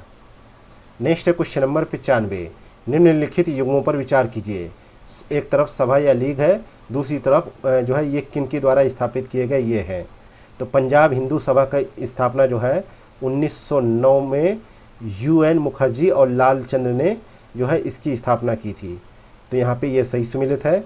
अगला है अखिल भारतीय जो है मुस्लिम लीग, तो इसकी स्थापना जो है आगा खान ने जो है की थी इसकी स्थापना। तो यहाँ पे ये गलत हो जाता है। अगला है राष्ट्रीय स्वयंसेवक संघ की स्थापना जो है किसने की थी? केशव बलिराम हेडगेवार ने इसकी स्थापना की थी। तो ये भी गलत हो गया, तो केवल पहला ऑप्शन सही है, तो ए ऑप्शन करेक्ट आंसर हो जाएगा। और 1925 में इसकी स्थापना की थी उन्होंने। नेक्स्ट है क्वेश्चन नंबर 96। असहयोग आंदोलन के संदर्भ में निम्नलिखित कथनों पर विचार कीजिए। पहला कथन है वर्ष 1920 में कांग्रेस के कलकत्ता अधिवेशन में असहयोग आंदोलन को मंजूरी प्रदान की गई। दूसरा कथन है लाला लाजपत राय अंत तक असहयोग की नीति के पक्ष में नहीं थे। तो यहाँ पे पूछा गया है सही कथन के बारे में। तो यहाँ पे केवल पहला कथन सही है, दूसरा यहाँ पे गलत है, क्योंकि जो है लाला लाजपत राय जो है असहयोग की नीति के पक्ष में नहीं थे, परंतु बाद में उन्होंने आंदोलन का समर्थन किया और उन्होंने वर्ष 1922 में इसकी वापसी का विरोध किया। तो यहाँ पे दूसरा कथन गलत है, पहला सही है, तो ए ऑप्शन करेक्ट आंसर हो जाएगा। नेक्स्ट है क्वेश्चन नंबर 97। निम्नलिखित में से कौन से व्यक्ति पाबना आंदोलन से जुड़े थे? तो पाबना आंदोलन जो है 1870 से 80 के दशक के बीच हुआ, और यह पूर्वी बंगाल के बड़े हिस्से में जमींदारों ने जो है जबरन लगान और भूमि कर वसूल किया, जो अक्सर जो है गरीब किसानों के लिए बढ़ा दिया जाता था, और किसानों को जो है वर्ष 1859 के काश्तकारी अधिनियम के तहत जो है अधिभोग अधिकार प्राप्त करने से भी रोका गया था, जिसके पश्चात जो है मई 1873 में पटना जो पूर्वी बंगाल का क्षेत्र होता था कि पाबना जिले के यूसुफ शाही परगने में एक जो है एग्रेरियन लीग का गठन किया गया और किराए की हड़तालें आयोजित की गई, धन जुटाया गया और संघर्ष पूरी पटना और पूर्वी बंगाल के अन्य जिलों तक फैल गया था। और यह संघर्ष मुख्य रूप से कानूनी प्रतिरोध और छिटपुट हिंसा के लिए भी जाना जाता है। और इस संघर्ष को बंकिम चंद्र चटर्जी, आर.सी. दत्त और सुरेंद्र नाथ बनर्जी के अधीन जो है समर्थन प्राप्त था, लेकिन इसमें शौकत अली सम्मिलित नहीं थे। तो पहला, तीसरा, चौथा सही है, यहाँ पे बी ऑप्शन करेक्ट है। नेक्स्ट है क्वेश्चन नंबर 98। निम्नलिखित में से किस व्यक्ति ने सती प्रथा को हर शास्त्र के अनुसार हत्या के रूप में वर्णित किया है? तो 98 का करेक्ट आंसर है राजा राम मोहन राय ने किया है। डी ऑप्शन करेक्ट आंसर है। नेक्स्ट है क्वेश्चन नंबर 99, निम्नलिखित में से किन नेताओं ने सविनय अवज्ञा आंदोलन में भाग लिया था। तो सविनय अवज्ञा आंदोलन जो है के बारे में बात की जाए तो कांग्रेसी नेता हुए के किलप्पन ने जो है वायकुम सत्याग्रह शुरू किया और नमक कानूनों की अवहेलना करते हुए कालीकट से जो है पैनेर तक जो है मार्च किया। और सुभाष चंद्र बोस और जे.एम. सेनगुप्ता ने बंगाल कांग्रेस में गुट समूह का नेतृत्व किया और सविनय अवज्ञा का जो है संचालन करने के लिए प्रतिद्वंदी संगठनों की स्थापना की। इसके अलावा जो है बोस ने गांधी की आलोचना की। जब बाद में मई 1933 में आंदोलन को जो है स्थगित कर दिया गया तो उन्हें विट्ठल भाई पटेल का समर्थन प्राप्त था। इस प्रकार यहाँ पे देखा जाए तो असहयोग आंदोलन के दौरान जो है कौन कौन थे, सुभाष चंद्र बोस और के किलप्पन। तो यहाँ पे डी ऑप्शन करेक्ट आंसर हो जाएगा। अगला है क्वेश्चन नंबर 100, निम्नलिखित अधिनियमों पर विचार करें। सम्मति आयु अधिनियम, शारदा अधिनियम, नेटिव मैरिज एक्ट अधिनियम, बाल विवाह निरोधक अधिनियम। तो यहाँ पे पूछा क्या गया है, इनका सही कालानुक्रमिक क्रम पूछा गया है। तो नेटिव मैरिज एक्ट आया यानी नागरिक विवाह अधिनियम आया 1872 में और एज ऑफ जो है कंसेंट एक्ट आया 1891 में और शारदा अधिनियम आया 1930 में और बाल विवाह प्रतिबंध अधिनियम आया 1978 में। तो इस प्रकार यहाँ पे बी ऑप्शन का कूट सही जवाब होगा। नेक्स्ट है क्वेश्चन नंबर 101, निम्नलिखित कथनों पर विचार करें। पहला कथन है केवल हैदराबाद और कश्मीर ने अगस्त 1947 तक भारत सरकार के साथ विलय पत्र पर हस्ताक्षर नहीं किए थे। दूसरा कथन है कि क्रिप्स मिशन ने मुस्लिम बहुल प्रांतों की स्वायत्तता की मांग को स्वीकार कर लिया। तो उपर्युक्त में से कौन सा कथन सही है। तो पहला यहाँ पे गलत है, दूसरा यहाँ पे सही है, क्योंकि जो है केवल जूनागढ़ को छोड़कर सभी राज्यों ने रक्षा, विदेश मामलों और संचार पर केंद्रीय अधिकार को स्वीकार करते हुए भारत सरकार के साथ विलय के एक दस्तावेज पर हस्ताक्षर कर दिए थे। लेकिन जो है दूसरा ऑप्शन सही है, पहला गलत था, है ना। ठीक है। नेक्स्ट क्वेश्चन नंबर 102, निम्नलिखित में से कौन सा अधिनियम लॉर्ड विलेजली द्वारा अधिनियमित किया गया था। तो 102 का करेक्ट आंसर है प्रेस सेंसरशिप अधिनियम 1799 को जो है अधिनियमित किया गया था। बी ऑप्शन करेक्ट आंसर है। नेक्स्ट है क्वेश्चन नंबर 103, निम्नलिखित कथनों पर विचार कीजिए। पहला कथन है कि कलकत्ता मदरसा की स्थापना जोनाथन डंकन ने वर्ष 1791 में की थी। दूसरा कथन है कि 1813 के चार्टर्ड अधिनियम ने देश में आधुनिक विज्ञान के ज्ञान को बढ़ावा देने के सिद्धांत को शामिल किया। तो यहाँ पे कौन सा कथन सही नहीं है ये पूछा गया है। तो पहला कथन यहाँ पे सही नहीं है, क्योंकि कलकत्ता मदरसा की स्थापना जो है वारेन हेस्टिंग ने वर्ष 1781 में मुस्लिम कानून और संबंधित विषयों के अध्ययन के लिए किया था, ना कि जोनाथन डंकन ने। बाकी दूसरा स्टेटमेंट सही है, तो बी ऑप्शन करेक्ट आंसर हो जाएगा। नहीं, हाँ बी नहीं होगा, ए होगा। जो है सही नहीं है के लिए पूछा गया है, तो A option he correct answer होगा। नेक्स्ट क्वेश्चन नंबर 104, आधुनिक भारतीय इतिहास के संदर्भ में दो पादरी रोडोल्फो इक्वाविवा और एंटोनियो मोंसेरेट निम्नलिखित में से किस मुगल शासक के दरबार में आए थे। तो ये जो है सितंबर 1579 में जो है अकबर ने जो है गोवा में अधिकारियों को एक पत्र भेजा, जिसमें जो है उसने 2 ईसाई पादरियों को भेजने का अनुरोध किया था, जिसके तहत जो है जेसुइट फादर्स रोडोल्फो इक्वाविवा और जो है एंटोनियो मोंसेरेट को जो है इस उद्देश्य के लिए चुना गया था। तो यहाँ पे करेक्ट आंसर है जो है कि ये अकबर के दरबार में आए थे। बी ऑप्शन करेक्ट आंसर है। नेक्स्ट क्वेश्चन नंबर 105, निम्नलिखित कथनों पर विचार करें। पहला कथन है कि पुर्तगाल और स्पेन के शासकों ने जो है सेवर्स की संधि के तहत गैर ईसाई दुनिया को आपस में बांट लिया। दूसरा कथन है कि जो है कार्टेज सिस्टम जो है अल्फांसो डी अल्बुकर्क द्वारा जो है प्रतिपादित किया गया था। तो यहाँ पे सही कथन को चुनाव करना है। तो यहाँ पे देखा जाए तो दोनों ही कथन यहाँ पे गलत है, क्योंकि देखा जाए 105 में तो जो है टोर्डेलिसस की संधि जो है जो 1494 में हुई, तो उसके तहत जो है पुर्तगाल और स्पेन के शासकों ने गैर ईसाई दुनिया को अटलांटिक में एक जो है काल्पनिक रेखा को विभाजित किया, जो केप वर्डे द्वीप समूह से लगभग 1300 मील पश्चिम में स्थित था। इस संधि के तहत जो है पुर्तगाल रेखा के पूर्व में हर किसी चीज़ का दावा कर सकता था और उस पर कब्जा भी कर सकता था, जबकि स्पेन पश्चिम में सब चीज़ों का दावा कर सकता था। इस प्रकार भारत के आसपास के जल क्षेत्र में पुर्तगालियों के आक्रमण की स्थिति तैयार हो गई थी। तो इस प्रकार यहाँ पे पहला स्टेटमेंट गलत हो जाता है, जबकि देखा जाए तो दूसरा स्टेटमेंट भी यहाँ पे गलत है, क्योंकि अल्मेडा की दृष्टि पुर्तगालियों को हिंद महासागर का स्वामी बनाने की थी और उसकी नीति को ब्लू वाटर पॉलिसी के रूप में भी जाना जाता है। तो ये भी गलत है, यहाँ पे डी ऑप्शन करेक्ट आंसर हो जाएगा। नेक्स्ट है क्वेश्चन नंबर 106, निम्नलिखित में से कौन सा युग्म सही सुमेलित है? एक तरफ समाचार पत्र है, दूसरी तरफ संपादक है। तो मिरात उल अखबार के जो है संपादक कौन है? जो है राजा राम मोहन राय। तो ये सही सुमेलित है और ये फारसी भाषा का जो है समाचार पत्र था। अगला है सोम प्रकाश, इसकी संपादक कौन है? ईश्वर चंद्र विद्यासागर, और ये बांग्ला भाषा का जो है समाचार पत्र है, ये भी सही है। अगला है अल हिलाल, ये जो है अबुल कलाम आज़ाद इसके संपादक हैं और ये उर्दू भाषा का समाचार पत्र है। अगला है नवजीवन, ये महात्मा गांधी द्वारा संपादित है और इसकी भाषा है गुजराती, लेकिन यहाँ पे मोतीलाल नेहरू लिखा है, तो ये गलत है। तो यहाँ पे सी ऑप्शन करेक्ट हो जाएगा, पहला दूसरा तीसरा सही है। नेक्स्ट है क्वेश्चन नंबर 107, भारतीय राष्ट्रीय कांग्रेस के पहले अधिवेशन के संदर्भ में निम्नलिखित कथनों पर विचार कीजिए। पहला कथन है, यह दिसंबर 1885 में बम्बई के गोकुल दास तेजपाल संस्कृत महाविद्यालय में आयोजित किया गया था। दूसरा कथन है, इसमें 72 प्रतिनिधियों ने भाग लिया और इसकी अध्यक्षता AC मजुमदार ने की थी। तो उपर्युक्त कथनों में से कौन सा कथन सही है?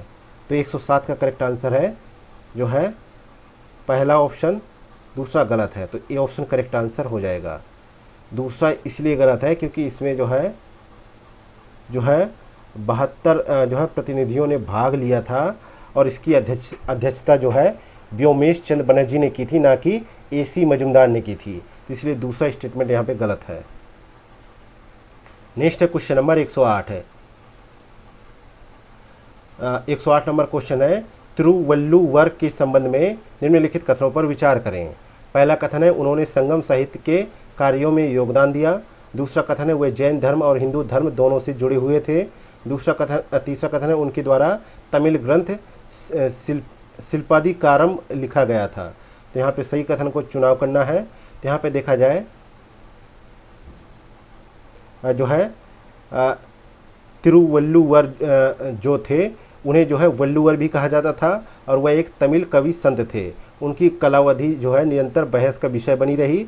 कुछ ऐसा ही उनकी धार्मिक पहचान को लेकर भी माना जाता है कि वे हमेशा चर्चा का विषय माने जाते रहे और वे जो है 8वीं से 9वीं शताब्दी के मध्य के जो है संत थे। तीसरी चौथी की भी मान सकते हैं, तीसरी चौथी में भी उल्लेख मिलता है, तीसरी चौथी शताब्दी में भी उनका उल्लेख मिलता है और उन्हें जैन धर्म से जुड़ा हुआ माना जाता था। हालांकि हिंदुओं ने यह भी दावा किया कि जो है तिरुवल्लुवर जो थे वह हिंदू धर्म के थे और उन्होंने संगम साहित्य में जो है तिरुकुरल यानी कुराल का योगदान दिया था। इस प्रकार यहाँ पे देखा जाए तो पहला दूसरा दोनों सही है, तो बी ऑप्शन करेक्ट आंसर हो जाएगा। नेक्स्ट है क्वेश्चन नंबर 109, बंगाल में बौद्ध धर्म के वज्रयान संप्रदाय के लिए सीखने का एक केंद्र है। नालंदा और विक्रमशिला के पतन के बाद कई विद्वानों ने यहाँ पे शरण ली थी। संभवतः इसकी स्थापना पाल वंश के राजा रामपाल ने की थी। तो उपर्युक्त विवरण भारत के निम्नलिखित प्राचीन या प्रारंभिक मध्ययुगीन विश्वविद्यालयों में से किसके बारे में है? तो यह विवरण जो है किसके बारे में है, ये ऐसा पूछा गया है। तो ये जो है जगद्दल के बारे में है, बी ऑप्शन करेक्ट आंसर है। नेक्स्ट है क्वेश्चन नंबर 110 है, प्रारंभिक मध्यकालीन भारत में सामाजिक सांस्कृतिक जीवन के संदर्भ में निम्नलिखित कथनों पर विचार करें। पहला कथन है कि गोरखनाथ के अनुयायी जो है नाथपंथी दक्कन और पश्चिमी भारत में लोकप्रिय थे। दूसरा कथन है कि माउंट आबू में दिलवाड़ा मंदिर इस अवधि के दौरान निर्मित किया गया था। तो उपर्युक्त कथनों में से कौन सा कथन सही है? तो 102 में हम पहुंचे हैं, तो 102 में पहला कथन गलत है।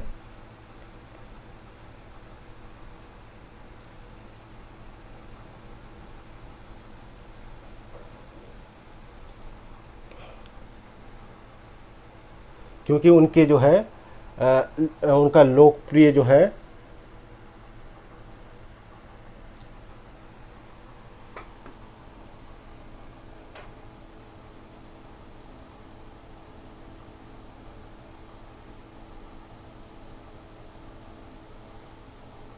हाँ, इसमें कहा गया पहला ऑप्शन कि गोरखनाथ के अनुयायी नाथपंथी दक्कन और पश्चिम भारत में लोकप्रिय थे, जबकि ये पूरे भारत में लोकप्रिय थे, तो इसलिए पहला स्टेटमेंट गलत हो जाता है और दूसरा स्टेटमेंट सही है, इसलिए बी ऑप्शन करेक्ट आंसर हो जाएगा।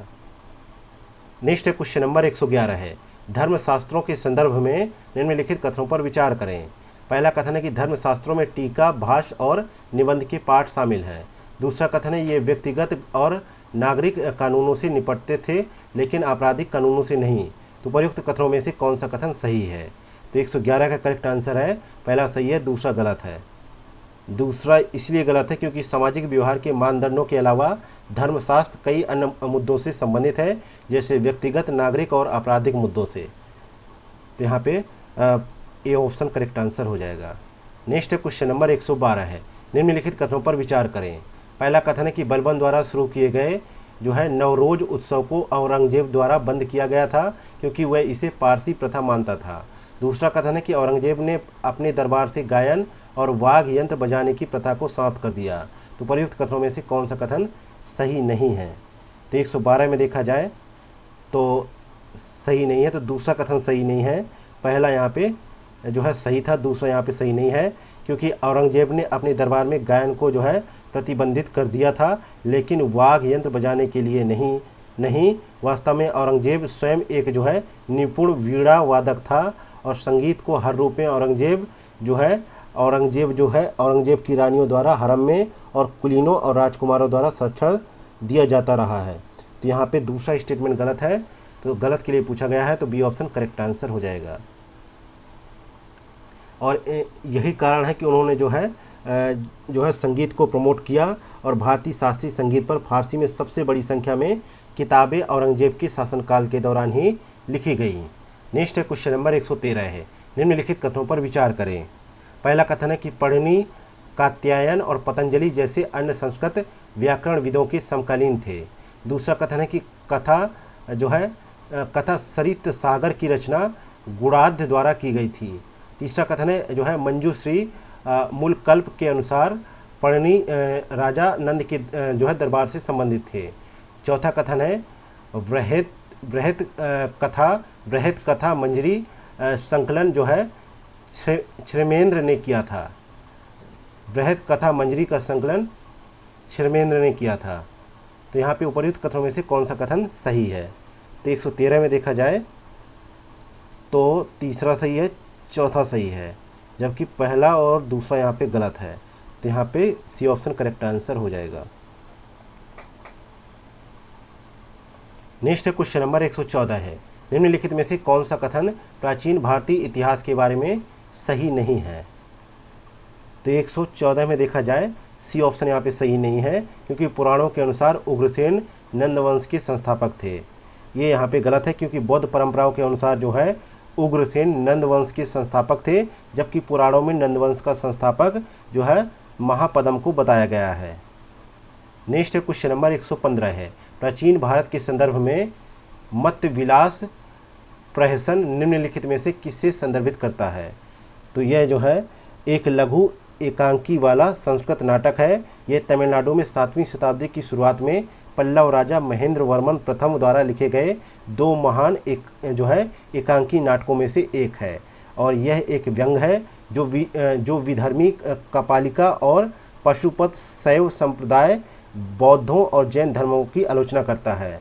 और नाटक की स्थापना कांचीपुरम है, जो 7वीं शताब्दी में पल्लव साम्राज्य की राजधानी हुआ करता था। तो यहाँ पे ए ऑप्शन करेक्ट आंसर हो जाएगा।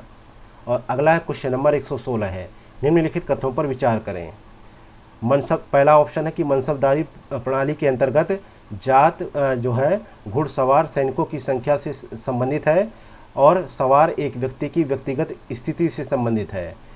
दूसरा कथन है अकबर द्वारा शुरू की गई मनसबदारी प्रणाली औरंगजेब के शासनकाल में जो है शुरू होने से पहले ही समाप्त हो गई थी। तीसरा कथन है कि मनसबदारी प्रथा की उत्पत्ति का पता चंगेज खान से लगाया जा सकता है। चौथा कथन है कि अकबर ने जो है अहदी कहे जाने वाले सैनिकों के एक जो है समूह का गठन किया था। तो उपर्युक्त कथनों में से कौन सा कथन सही है? तो 116 में देखा जाए तो तीसरा चौथा सही है, पहला और दूसरा यहाँ पे गलत है। क्योंकि मनसबदारी प्रणाली के तहत जो है प्रत्येक अधिकारी को एक रैंक सौंपा जाता था। सबसे छोटा मनसबदार 10 था और अमीरों के लिए उच्चतम मनसबदार 5000 था। राजकुमार को उच्चतम मनसबदार प्राप्त होता था और अकबर के शासनकाल के अंत में एक कुलीन व्यक्ति द्वारा प्राप्त की जा सकने वाली सर्वोच्च मनसब जो है को बढ़ाकर 5000 से बढ़ाकर 7000 कर दिया गया और यह व्यवस्था औरंगजेब के शासनकाल के अंत तक जारी रही। तो इसलिए यहाँ पे देखा जाए तो दूसरा ऑप्शन यहाँ पे गलत हो जाता है और पहला ऑप्शन भी यहाँ पे गलत हो जाता है। पहला इसलिए गलत हो जाता है क्योंकि वर्ष 1594-95 में जो है मनसब को जात और सवार को विभाजित किया गया। जात से तात्पर्य होता था कि मनसबदार की उस स्थिति से का पता लगाना जो उसे प्रशासनिक पद श्रेणी से प्राप्त होती थी और सवार श्रेणी से अभिप्राय होता था कि कितना सैनिक दल या घुड़सवार एक मनसबदार को बनाए रखना है। तो इसलिए पहला दूसरा गलत है, तीसरा चौथा सही है। तो यहाँ पे सी ऑप्शन करेक्ट हो जाएगा। नेक्स्ट है क्वेश्चन नंबर 117 है, निम्नलिखित कथनों पर विचार करें। पहला कथन है कि सूफीवाद के चिश्ती सिलसिले का दर्शन वेदांतिक भक्ति दर्शन के समान है। दूसरा कथन है भारत में नक्शबंदी सिलसिले की स्थापना ख्वाजा जो है बहाउद्दीन ने की थी। तो उपयुक्त कथनों में से कौन सा कथन सही है? तो यहाँ पे देखा जाए पहला भी सही है, दूसरा भी सही है। तो सी ऑप्शन करेक्ट आंसर है। नेक्स्ट है क्वेश्चन नंबर 118 है, निम्नलिखित में से कौन सा शिलालेख कुषाण शासक कनिष्क के संबंध में बहुमूल्य जानकारी प्रदान करता है? तो यहाँ पे देखा जाए 118 का करेक्ट आंसर क्या है?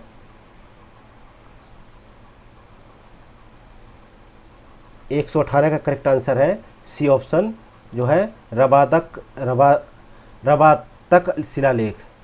सी ऑप्शन करेक्ट आंसर है रबातक शिलालेख। अगला है क्वेश्चन नंबर 119 है, भारत के सांस्कृतिक इतिहास के संदर्भ में निम्नलिखित में से कौन सा कथन ईश्वर कृष्ण का सर्वाधिक जो है उपयुक्त वर्णन करता है? तो यहाँ पे करेक्ट आंसर है दर्शन शास्त्र के 6 भारतीय दर्शनों में से एक से संबंधित दार्शनिक जो है इसका संयुक्त रूप से वर्णन करते हैं और ईश्वर कृष्ण एक भारतीय दार्शनिक और ऋषि थे। वह जो है सांख्य कारिका के लेखक थे जो हिंदू दर्शन के 6 दर्शनों में से एक है और ये जो है सांख्य दर्शन पर आधारित है।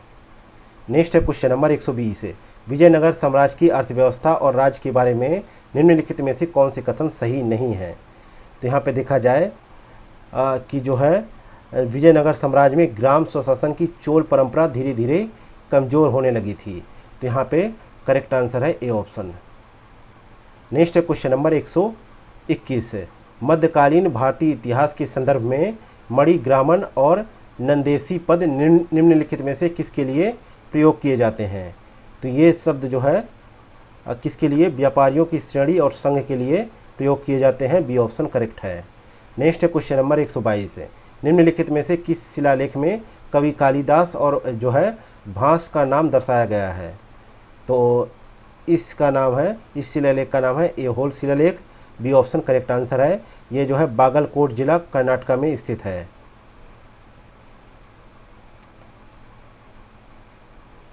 नेक्स्ट है क्वेश्चन नंबर 123 है, निम्नलिखित में से कौन सा पिट्स इंडिया एक्ट 1784 की एक विशिष्ट विशेषता नहीं है? तो ये विशेषता कौन सी नहीं है कि इसने राजस्व मामले और राजस्व संग्रहण से संबंधित मुद्दों को सर्वोच्च न्यायालय के क्षेत्राधिकार से हटा दिया। ये इसका जो है प्रमुख विषय नहीं है। नेक्स्ट है क्वेश्चन नंबर 124 है, डॉक्टर BR अम्बेडकर ने निम्नलिखित में से किसी संविधान की नवीन विशेषता माना है? तो BR अम्बेडकर ने जो है राज्य के नीति निर्देशक सिद्धांतों को भारतीय संविधान की एक नवीन विशेषता माना है और ये सिद्धांत संविधान के भाग 4 में उल्लिखित है और इन्हें 3 जो है मुख्य समूहों समाजवादी, गांधीवादी और उदार बौद्धिक में वर्गीकृत किया गया है। तो यहाँ पे सी ऑप्शन करेक्ट आंसर हो जाएगा। नेक्स्ट है क्वेश्चन नंबर 125 है, निम्नलिखित में से कौन सी आधिकारिक भाषा 52वें संविधान संशोधन अधिनियम 2003 द्वारा सम्मिलित की गई थी?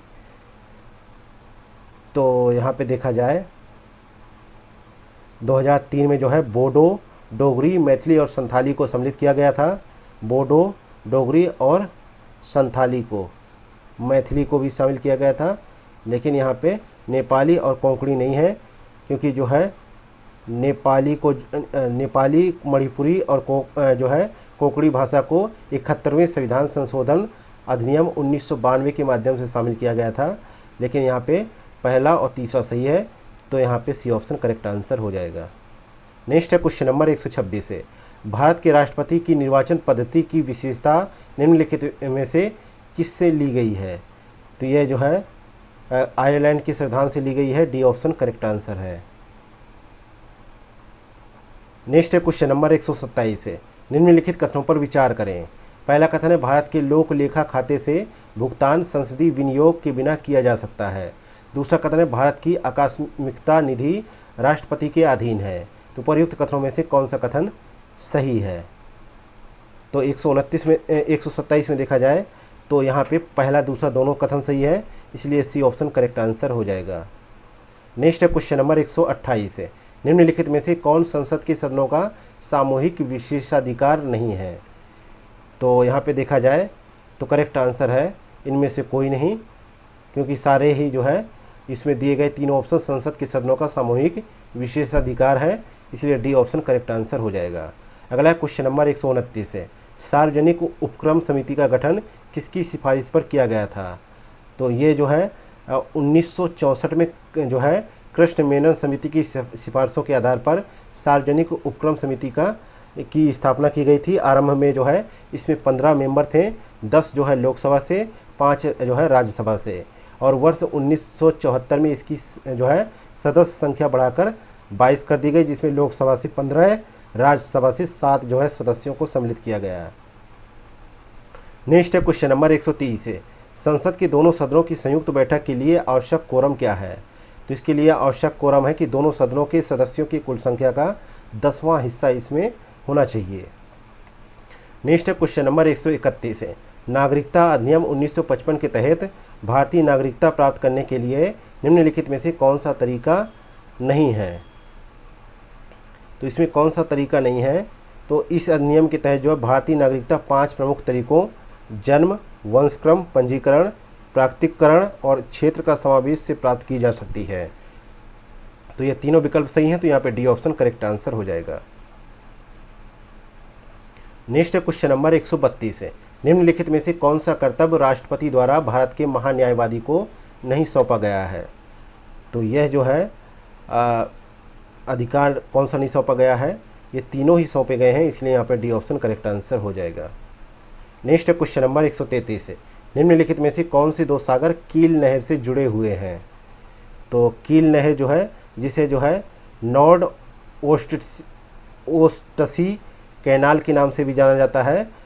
कील नहर जिसे जो है नॉर्थ ओस्टसी कैनाल के नाम से भी जाना जाता है, यह जो है 61 मील का जलमार्ग है जो उत्तरी सागर और बाल्टिक सागर को आपस में जोड़ता है। यह नहर दो सागरों के बीच सबसे सुरक्षित, सबसे सुविधाजनक और सबसे छोटा और सबसे सस्ता शिपिंग मार्ग है। और नहर का निर्माण जो है वर्ष 1887 और वर्ष 1895 के बीच किया गया था। तो यहाँ पे ए ऑप्शन करेक्ट आंसर हो जाएगा। नेक्स्ट है क्वेश्चन नंबर 134 है, वर्ष 2022 में विश्व में चावल उत्पादन के संदर्भ में निम्नलिखित देशों को उनकी चावल उत्पादन के अनुसार घटते हुए क्रम में व्यवस्थित कीजिए। तो 10 चावल उत्पादक जो है देश जो है एशिया में है, और वैश्विक स्तर पर उत्पादित चावल का आधे से अधिक उत्पादन चीन और भारत द्वारा किया जाता है।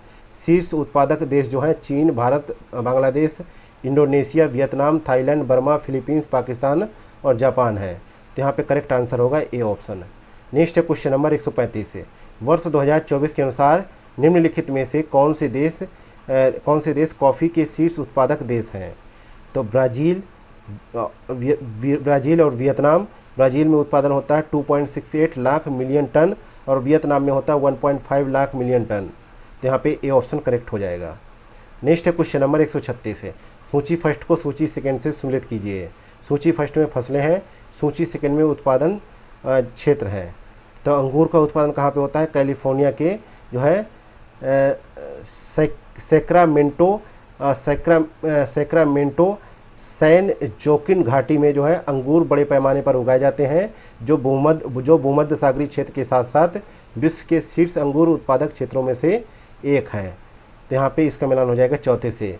गेहूं का उत्पादन जो है उत्तरी अमेरिका के प्रेरी क्षेत्र, विशेष रूप से संयुक्त राज्य अमेरिका और कनाडा के क्षेत्र में जो है प्रमुख रूप से गेहूं का उत्पादन किया जाता है, जिसे अक्सर विश्व का जो है ब्रेड बास्केट कहा जाता है।